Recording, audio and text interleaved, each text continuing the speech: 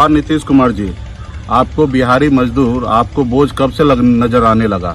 जो बिहारी आपको बिहार में 15 साल से राज करने का मौका दिया, आज वही बिहारी मजदूर आपको बोझ नजर आने लगा है। आज बिहारी मजदूर बिहार नहीं आएगा, अपने राज्य नहीं आएगा तो क्या लंदन जाएगा?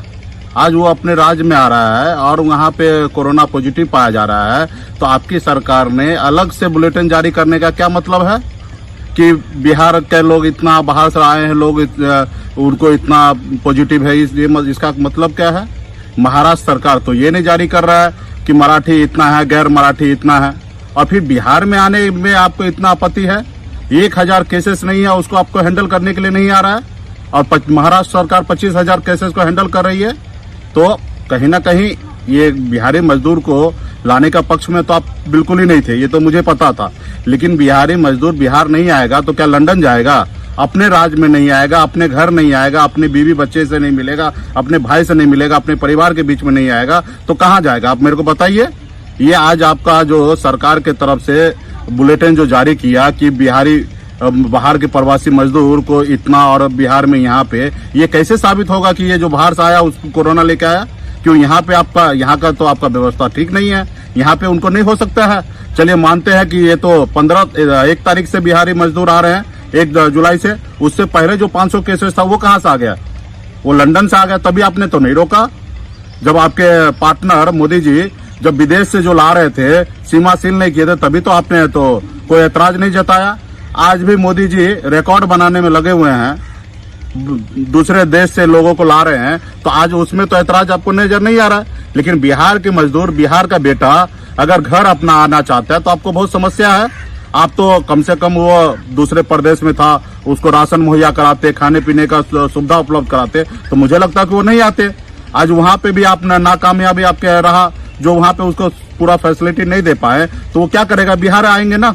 आज 15 साल से सत्ता में जमे हुए हैं, एक कारखाना नहीं लगा पाए, एक सुई बनाने का कारखाना नहीं लगा पाए, इसका जवाबदेही आपको लेना चाहिए।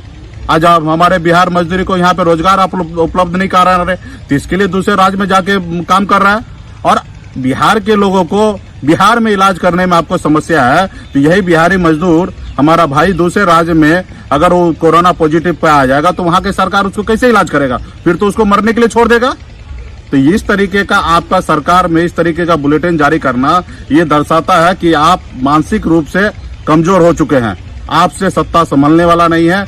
कृपया करके मैं हाथ जोड़ता हूँ, इस सत्ता को छोड़िए।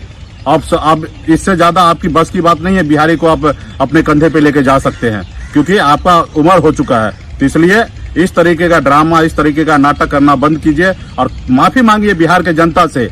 आज बिहार जो आया है, किसी का बेटा है, किसी का पति है, किसी का बेटा है, और उसको आप इस तरीके से बुलेटिन जारी कर रहे हैं, तो ये सरासर गलत है।